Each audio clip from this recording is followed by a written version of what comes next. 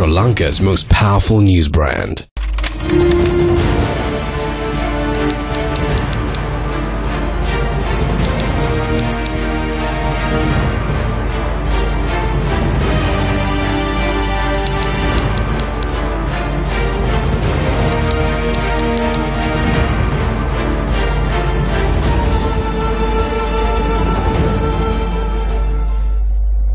As the strike action launched by railway unions continues unabated, the General Manager of Sri Lanka Railways has ordered all station masters, engineers and guards serving on a contract basis to report to work immediately. A statement issued by Sri Lanka Railways also notes that an opportunity has been given for engineers, guards and station masters who have retired to return to service. The Ministry of Transport says a special bus service has been launched to ensure that students sitting for the GCE ordinary level examinations tomorrow are not inconvenienced. Additional General Manager of Railways, Vijay Samarasinghe, says that the maximum effort is being made to ensure that all major train turns are in operation tomorrow. It is wrong to use the general public to win your own demands. A speedy solution is needed for this issue. The government has to take every measure to do this either the easy way or the hard way. Asking them to return to work nicely, saying things like students are sitting for the GCE ordinary level examination, so please have some sympathy, is not going to work in this country, and it never has. Trains have been delayed. We have nothing to say to them. We have no work because of the train strike. This has been made an essential service. So what you have to do is to get the military at least to run the trains, or else this is not going to work. They must use force on the train drivers, just like they did for the doctors. There is no other way to do this.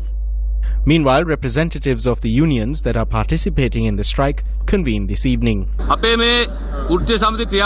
We have lodged a complaint with the International Labour Organization and we will be filing a case against the government for attempting to suppress our union action with an extraordinary gazette notification. All of our members have received letters noting that they are being considered to have vacated their posts. I say this to all station masters. Do not fear. We are accountable for your service. Do not take responsibility for any of these letters. If any letter is addressed to you, refuse to accept it. The government does not wish to ensure that ordinary level students arrive at their examination centres. We met with the Transport Minister and told him very clearly that the Prime Minister should get involved in this and give a clear decision, and that we would then report to duty and not leave these children stranded. But while the government has been carrying out threatening actions, we have not received any offers of talks. We can stand straight and return to work. We will continue with this action no matter what happens to us until our wages are increased. We will continue with the strike until our increment is approved via a cabinet paper. The extraordinary gazette notification issued by the President declaring railway services an essential service was adopted in Parliament today. The motion received 52 yes votes and only 8 votes against. Here are some of the views expressed in Parliament today over the ongoing strike. I first call on the President and the Transport Minister not to carry out this inhumane act. How will a child sit for the examination after their father receives a letter informing them that they have been sacked? As the JVP, we are opposed to this gazette notification. You are using a very wrong law to oppress trade unions. Since the Deputy Minister of Transport is here, we call on him to immediately cease issuing letters informing them that they have vacated their posts, considering that the ordinary level examination is underway. You don't know how to drive a train. You cannot simply flip a switch. There were parties in the past who shot and killed people if a mother or father lit an oil lamp, so their child had liked to study. It is good if you think about this too. There are also political parties which stage strikes to gain votes when an election is nearby. There have been several rounds of talks to resolve this issue. Do not take the freedom that has been given by this government and turn it into a wild ass's freedom. Would the father be engaging in trade union action if he was being considerate of his child's examinations? The decision to oppress the working class in this way has been declared by this government as soon as they came into power. Through this gazette notification, this government is oppressing the working class who are engaged in this strike. We are in favour of talks and dialogue. We request the government to be considerate in this matter and to hold sympathetic dialogue with the railway workers and grant them their rights.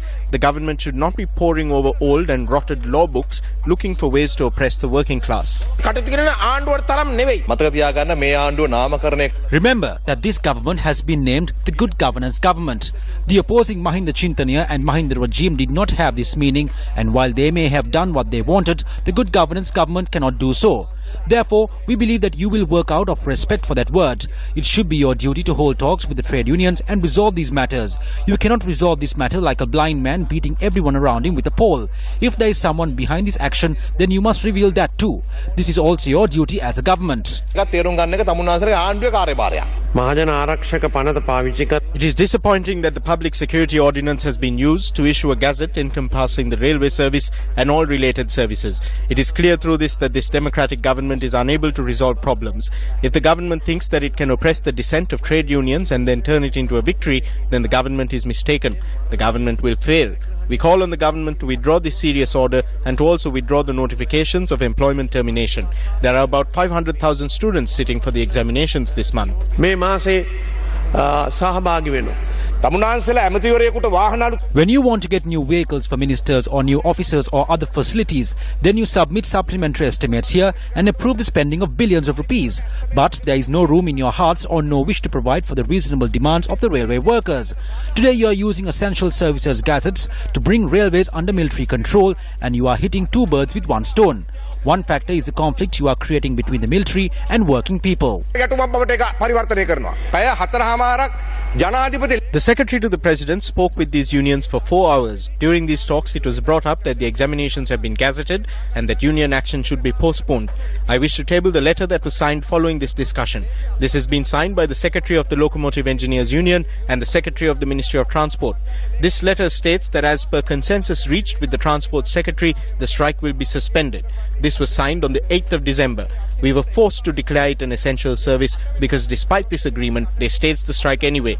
On the matter of wages, we asked them to postpone it for 2 weeks as it is still before Cabinet. It has not been dismissed. A committee has been appointed and discussions are being held with the Salary and Cadre Commission. It is true that as an essential service, holidays are cancelled, but we have informed the Railways Department not to issue letters of them having vacated their posts as yet.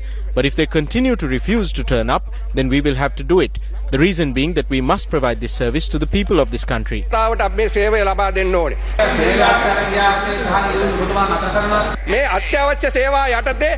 As it is an essential service, there is a legal situation. Given that what they are doing is wrong, we must enforce it. But I told them yesterday that since their children too will be sitting for the examination, they should stop this immediately and come for negotiations. I told them this morning too that negotiations are still possible. After the MPs expressed their views, a vote was called for the motion.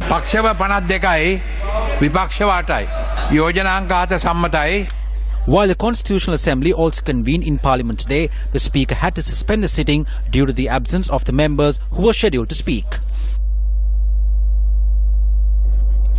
We now cross over to the Newsfirst Christmas Centre at Echelon Square, where Ramesh is standing by. Ramesh, over to you. We now cross over to the Newsfirst Christmas Centre at Echelon Square, where Ramesh is the railway services was made an essential service a couple of days ago. Now this decision was ratified in Parliament today as well, and the railway trade unions need to keep in mind that this is now an essential service. We need to inform the trade unions. You are playing around with the lives of 600,000 students who are sitting for their GCE O-level examination. This is the future of our country. There are some schools that can only be reached by train. There are some students who rely only on the train service to reach their school because of their annual or monthly stipend that they get. Now, if you take away this service to go to their examination centers, you're putting a fresh challenge in their education journey. Now, as this is an essential service, there is something that the trade unions should keep in mind. Legal action can be taken against them. A case can be filed in the magistrate's court, and there are some serious repercussions in place. they could be imprisoned for a period of 2 to 5 years under the Essential Services Act. They could be fined 2,000 to 5,000 rupees. They could be terminated from their employment, and most of all, their assets could be seized. So the trade unions should keep this in mind. We need to reiterate that they are playing around with the lives of and the future of this country. Now, the train strike is also affecting our economy. There are billions of losses being caused due to this train strike on a daily basis. Now, when the doctors were on strike, the officials took steps to make that an essential service as well. However, what did they do afterwards? They did not take any action when the doctors did not report to work. Now, imagine if there was a precedent. Imagine if the officials actually took some action after making this an essential service. Then the train services, then the railway services and the trade unions involved in these services would not oppose this Essential Services Act in this way. It is most likely that there is a political force behind this trade union action as well. So if there is a political force behind this trade union action, then there are provisions in this Public Essential Services Act that could take action against these forces as well. The assets of these political forces could also be seized under this Essential Services Act.